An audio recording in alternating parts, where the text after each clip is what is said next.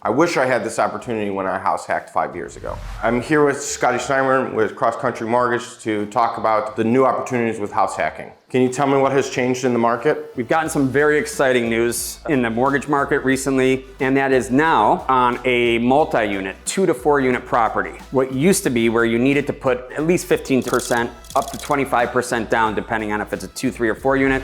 Now they've come out and said you only need a minimum of 5% down to buy a multi-unit. So this is gonna be a major game changer, especially when we look at going up to a 4 unit property, which essentially with the new conventional loan limits for 2024, again, those median home sales and limits are increasing. So you can basically go up to now 1.5 million on a 4 unit property with only 5% down and buy a property. That is an absolute insane opportunity. And the beauty of it, again, is this is for owner occupied, so primary residence. However, it's a great house hack because you can buy one of the units and then the other units, again, you can rent those out. But in qualifying for the loan, you can use 75% of that rental income To offset the payment and add back in as income to qualify. So you get to use part of that rental income to qualify for a loan. So maybe your income alone might not do it, but when you average in those rents, you maybe could qualify and afford something that's a lot more. Wow, but you're talking about like an FHA loan, like the appraisal.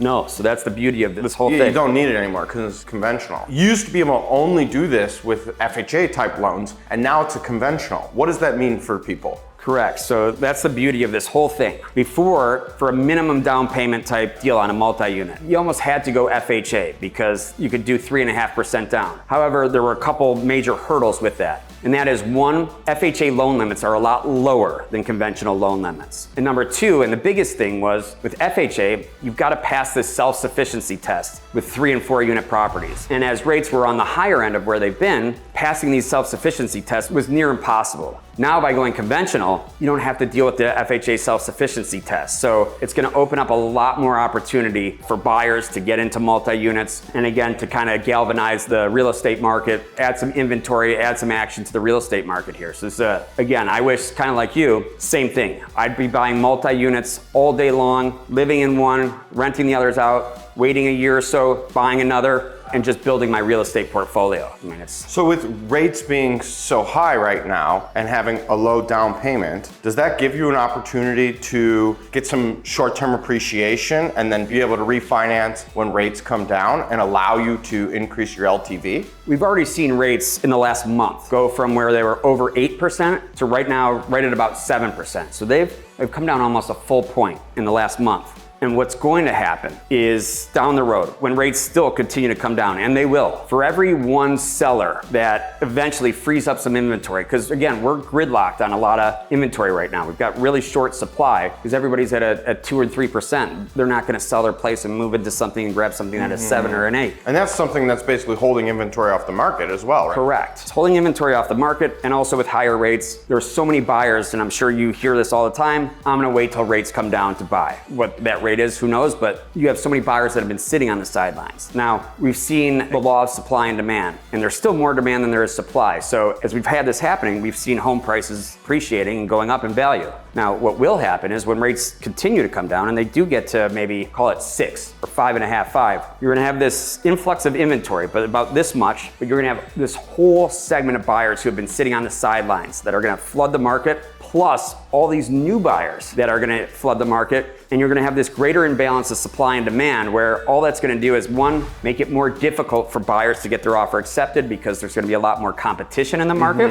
But what it will do, it's gonna keep home values skyrocketing. So if you can buy a multi-unit now, get in that in a year or two, just on natural levels of appreciation itself and market conditions. You might be able to increase your loan to value in the short term and be able to have a larger LTV spread, right, on a refinance on a lower rate. Correct, and then you'll get a lower rate, lower monthly payment. I don't know if we're gonna necessarily see cash out refinances, right, but you are gonna see, okay, I did 5%, now I have 15% equity. What does that loan look like in the future? So you'll get a lower rate. You'll be able to refinance to a lower rate, lower your monthly payment, and also, as we know, with less than 20% down, you have PMI, private mortgage insurance. The more equity towards that 20%, the lower that premium, that mortgage insurance is. So let's just say you buy now at 5% down, you go to refinance in the future, maybe you don't have 20%, but but maybe you got 15%. Your PMI, not only is your rate gonna go down, but when you refinance, your PMI, that premium is gonna go down as well. So win-win all around.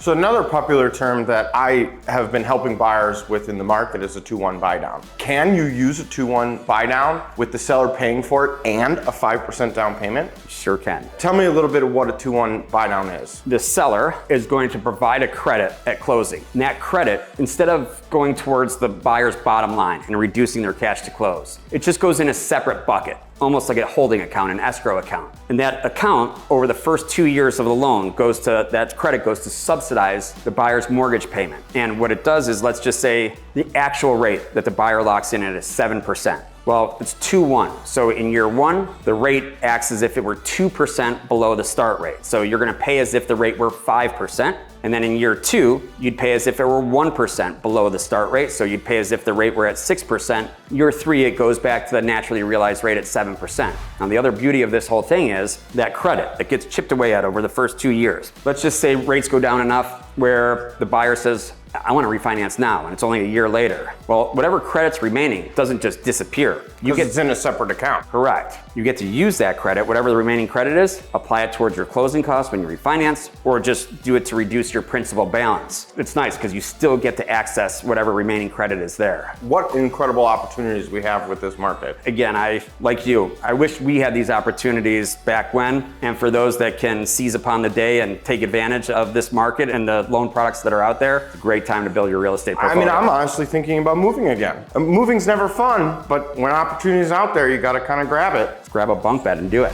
If you're looking for some more information, reach out to myself or Scotty.